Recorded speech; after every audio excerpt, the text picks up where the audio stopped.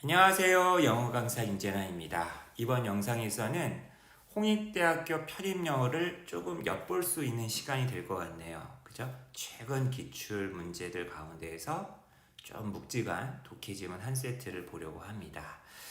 자, 겸사겸사 혹시 철학 이런 거 좋아하시나요? 제 주변에서 철학 좋아하는 사람 정말 찾아보기 힘들죠. 여러분들 주변에서도 마찬가지일 것 같고 비트겐슈타인이란 철학자 아시나요? 고등학교 3학년이나 아니면 대입 수험생들 같은 경우는 그게 비문학 지문에 나오고 아니면 뭐 윤리와 사상인가요? 이제 그런데 좀 나오는 거론되는 인물이기 때문에 좀 관심을 가질 것도 같은데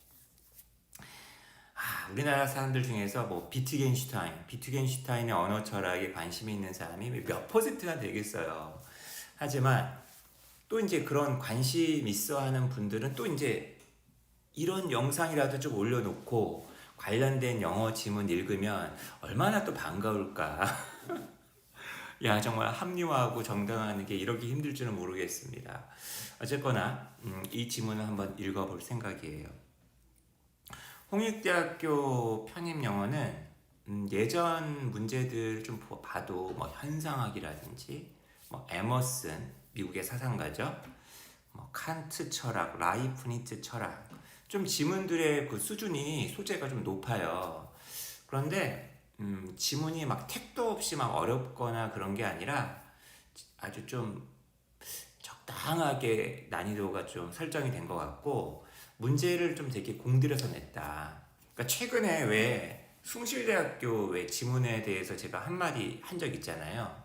숭실대학교 편입영어 같은 경우는 지문은 굉장히 어려운데 문제가 조금 상대적으로 난이도가 좀 떨어진다. 그러니까 약간 홍익대 같은 경우는 좀 달라요. 문제 수준의 적정 난이도는 적정한데 문제가 좀 꼼꼼하게 좀 된 그런 게 있습니다. 자, 어쨌거나 이제 문제에 대한 평가는 이 정도로만 하고 우리 한번 이제 지문을 한번 읽어볼 텐데 한번 잠깐 볼까요? 일단 세기 문제예요. 지금 여기 문장 삽입이라 그러죠? 지금 여기 문장을 하나 주고서 이 문장이 들어갈 위치, 그죠? 문장 삽입. 다시 말해서 대부분의 철학은 넌센스다. 그러니까 비트겐슈타인이라는 20세기 최고의 그 철학자라고 불리우는 천재 철학자라고 불리우는 이 사람의 입장에서 대부분의 철학은 말도 안 된다, 넌센스다. 그러니까 이렇게 좀 까고 있는 대목에서 이렇게 싹 들어가 줘야겠죠. 그 다음에 30번 문제 확인해 볼까요? 이 글에서 비트겐슈타인이 뉴턴이라는 사람하고 이제 비교가 된대요. 비유가 된대요.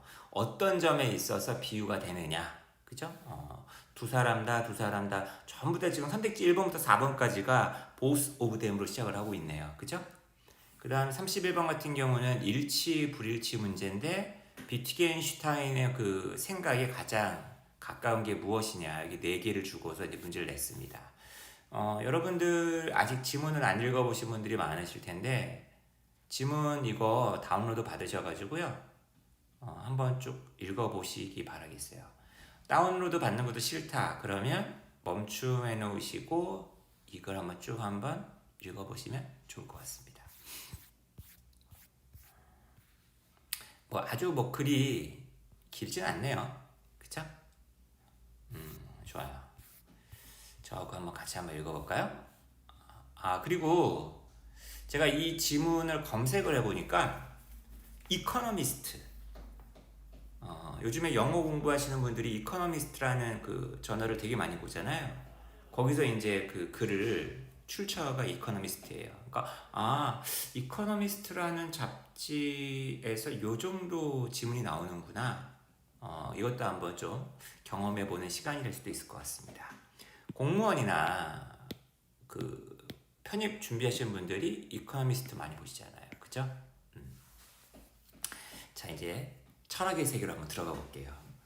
비트겐슈타인은 단순히 물었대요. What is language? 언어라는 게 무엇일까? Why? 왜? 그리고 how? 어떻게? Do the scopes a person makes. 여기서 a person makes가 이제 앞에 나와 있는 그 스꺽스를 꾸며주고 있는 거죠. 스꺽스라는 거는 꽥꽥이에요. 그 다음에 또 squiggles, 데이드로. 이 데이드로라는 것도 이 데이가 사람이겠죠? 스퀴글이라는 거는 이렇게 막 휘갈겨 쓰는 어떤 선이에요. 해석을 해보면 사람이 만들어내는 꽥꽥, 사람이 그리는 꾸불꾸불 선, 이런 것들이 conjure up, make up, 만들어내는가, 어떻게, 왜 만들어내는가, all that is in the world, 이 세계에 있는 모든 것을. 그러니까 이게 지금 이 글 쓴 사람이 재밌게 쓰는 거예요. 사람이 소리를 내잖아요. 그 다음에 이렇게 막 종이에다가 뭐 이렇게 문자를 막 기록하잖아요. 그러니까 이런 어떤 말로 된 언어든 이렇게 문자 언어든 이게 이 세계의 모든 걸 다 이뤄내는데 이제 그 언어, 이 언어라는 게 도대체 뭐냐라는 거죠. 이게 이제 비트겐슈타인이 화두로 삼았었던 이제 물음이었다는 거예요. 영국의 이제 철학자, 이거는 이제 후대의 철학자고요. 앤서니 퀸튼이라는 굉장히 지금 돌아가셨는데 글을 되게 잘 쓰는, 그리고 기존의 그 철학자들에 대해서 굉장히 잘 설명해주는, 예전 같았으면 저도 열심히 찾아서 읽었을 것 같은데 이제 저도 철학에 대한 관심이 많이 없어졌어요. 역사, 사회학, 현상, 뭐 과학 이런 데 좀 관심이 많지 예전만큼 막 철학에 관심이 없는 것 같아요. 20대 때는 한참 철학에 많이 꽂혀가지고 철학에 대한 걸 되게 많이 읽었었는데 좀 철이 든 건가? 아니면 철이 거꾸로 없어진 건가? 사람이 얇아진 건가? 어쨌거나 자, 앤서니 퀸튼 아저씨 미안합니다. 다음에 찾아 읽을게요.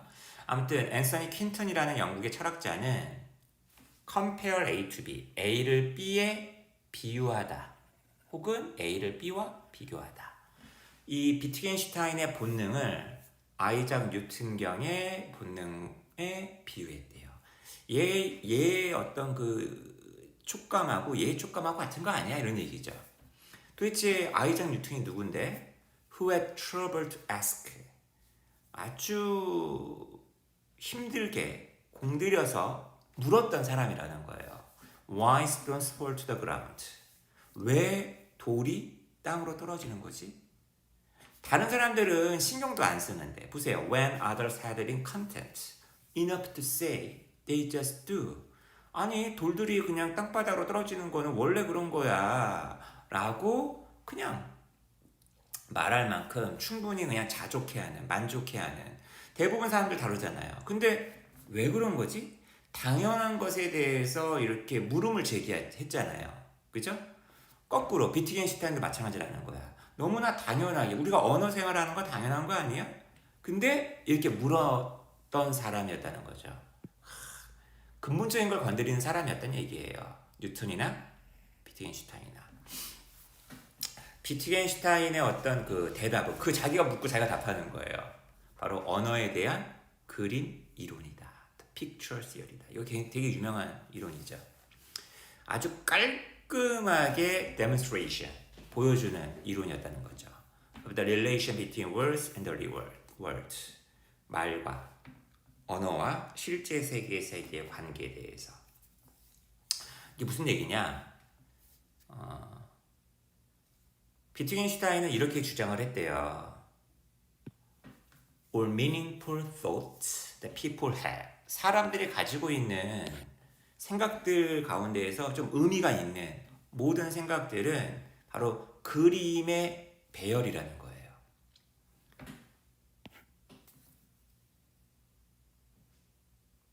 언어로는 하나의 이제 명제, proposition. 예를 들면 지금 여러분 지금 이게 그림이잖아요. 이게 뭡니까 여러분? 윤재남이 강의한다. 윤재남이 홍익대학교 편입영어를 지금 강의하고 있죠. 이게 지금 여러분 이게 그림으로 보이죠, 이게. 그죠? 프로포지션으로서 언어에서는 이제 표현이 되는, 그죠? 표현될 때 이 그림이라는 게 다른 사람들에게 전달이 될 수가 있는 거겠죠. 이런 그림이 이제 다른 사람들에게. 그죠? This is what the cat said on the map has in common with complex sentences. 바로 이것이 the cat sat on the mat이라는 것이 복잡한 문장들과 공통으로 가지고 있는 것이다. 그러니까 이제 아무리 보세요. The cat sat on the mat. 요거는 되게 단순한 문장이잖아요. 근데 되게 복잡한 문장들이 있을 수 있잖아요. 지금 우리가 읽고 있는 문장들, 그죠? 근데 고양이가 매트 위에 앉아있다라는 문장이나 아주 이렇게 추상적이고 관념적이고 복잡하게 꼬여있는 문장들이나 결국 쌤 아니겠느냐. 그림이라는 점에 있어서. 그죠? At least in the cases of tangible things like felines. 그죠? felline이라는 거는 이제 고양이과 동물을 felline이라 하잖아요.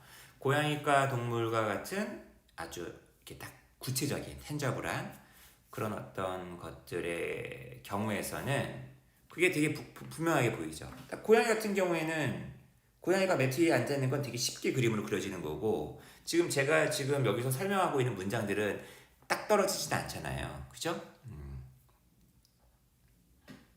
하지만 어쨌거나 그림이라는 얘기예요. 하지만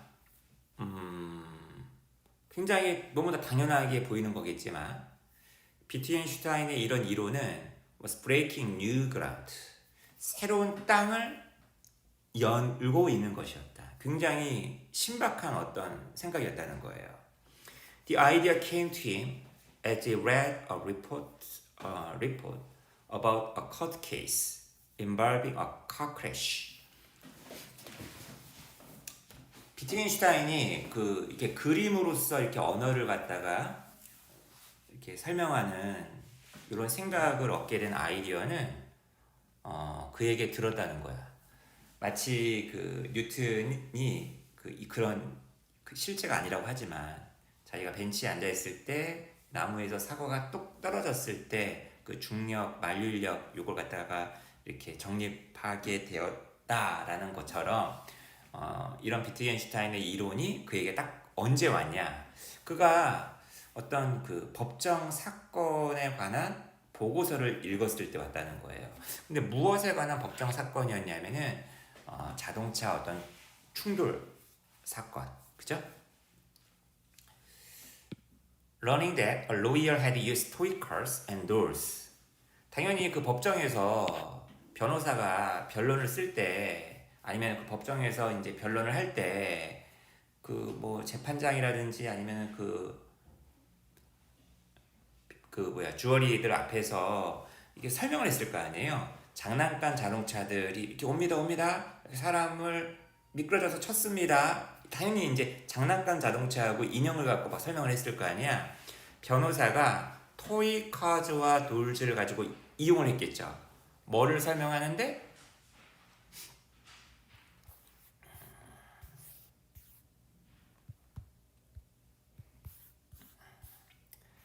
스매시를 갖다 설명하는데, 그죠? 이제 이걸 안 거예요. 그죠? 알았을 때, 이 비트겐슈타인은, 언어라는 거는 그림과 같은, 그림적인 어떤 토대를 갖고 있구나라는 걸 이해했다는 거예요. 언어의 토대가 그 그림과 같은 것이다. 그래서 그는 이런 관점을 갖다가 철학에서 굉장히 많이 다루어지고 있었던 아주 중심적인 어떤 철학적인 문제들이 있었을 거 아니야? 거기에 적용을 해봤다는 거죠. 그리고는 대절이라고 딱 결론을 내렸다는 거예요. 아니, 철학이라는 게 대체로 논하고 있네? 어떤 것들을 논하고 있다는 거예요? 실제 세계에서 보여질 수 없는, 그림으로서 보여질 수 없는, 따라서 그림화될 수 없는 이런 것들을 다루고 있지 않느냐. 이 철학 플라토나 칸트야 헤겔야 너희들은 지금 뭔가 이렇게 데몬스트레이트 될 수 없는 그려질 수 없는 그런 것들을 논하고 있네. 따라서 대부분 이제까지 철학에서 얘기하는 어떤 명제들의 다수는 의미가 없다라는 거예요. 아니 그림으로 얘기가 되어야지만 소통이 돼야지만 의미가 있는 건데 너희들은 의미도 없는 것도 다루고 있네. 여러분 제가 자연스럽게 29번의 답을 구했던 거죠. 그죠? 대부분의 철학은 넌센스라는 거예요. 미닝풀하지 않다는 거죠. 그래서 이 비트겐슈타인은 오히려 뭘 좋아했냐면은 Focus on the few areas that could be meaningfully discussed with language. 언어로서 의미 있게 논의가 될 수 있는 몇 안 되는 그런 분야들에 집중하는 걸 좋아했다는 거예요. 야, 나머지는 야, 언어적으로 무의미하잖아. 넌센스잖아. 언어로 얘기할 수 없는 것들은 취업 불자. 우리 입 다물자. 언어화할 수 있는 문제만 철학적으로 한번 논의 한번 해보자. 그래서 that led him to a final definitive proposition. 지금 이런 결론이 그로 하여금 어디로 이끌었다? 최종적인 모든 걸 딱 규정짓는 명제. 너무나 유명한 명제죠. 비트겐슈타인 하면 우리가 제일 먼저 떠오르는 명제입니다. 왜 예를 들면은 나는 생각한다, 고로 존재한다. 데카르트 하면 떠오르는 명제인 것처럼 whereof one cannot speak. whereof라는 거는 of what이에요. 그죠? 우리가 얘기할 수 없는 거에 대해서 thereof라는 거는 그 of it입니다. must be silent. 우리는 침묵해야 된다. 너무나 멋있는 말을 했습니다. 29번의 답은 자연스럽게 구했고요. 30번. 위 글에서 비트겐슈타인을 갖다가 뉴턴에 비유한 이유는 뭔가요? 그죠? 여기 나와 있네. 1번. 그죠? A matter of course. 그죠? 당연한 것처럼 보이는 것에 대해서 질문을 계속해서 끊임없이 던졌기 때문에 keep ing 계속 뭐뭐하다. 나머지 것들은 뭐 제가 읽을 필요도 없을 것 같고요. 31번. 비트겐슈타인의 생각에 가장 맞을 거. 1번 볼까요? 장난감과 인형을 갖고서 자동차 사고를 변호사들이 데몬스트레이션. 잠깐만. 이거는 또 여기 S를 써주거나 여기 is가 되거나. 진짜 자꾸 이렇게 오탈자 낼 거예요. 는 유용하다. 그 사고들이라는 것이 여기도 더 같은 걸 써줘야 될 텐데, 그죠? 그려질 수 없는 것이기 때문에. 아니지, 그려질 수 있으니까 유용한 거죠. 2번 가볼까요? 우리는 세계에 있는 것들에 대해서 생각할 수 있고 그것들에 대해서 언어로 말할 수 있다. 그 언어라는 게 원래 그런 거니까. 3번. 뉴턴의 질문. 왜 사물들은 땅바닥으로 떨어지는? 이것도 미치겠네. 아니, 뉴턴의 퀘스천인데 단순. 이거 진짜 문제 이따위로 낼 거야? 홍익 때? 이거 문제 누가 낸 거야? 수일치도 하나도 안 맞고. 갑자기 짜증 확 나려고 하네. 의미가 없다. 무의미하다. 왜냐하면 그것은 추상적인 관념에 관한 것이. 아니, 콤마 있잖아. 나 진짜. 이거 이 문제된 사람 좀 혼 좀 내줘야겠는데? 추상적인 관념, 즉 그 중력에 대한 것이기 때문에 아주 뭐 하자는 거야. 만약 어떤 것이 그림처럼 디스크라이버가 될 수 없다면 그것은 표현될 수 없다 언어로 따라서 무의미하다. 답은 4번이네요. 그죠? 뭐야. 진짜 속상해.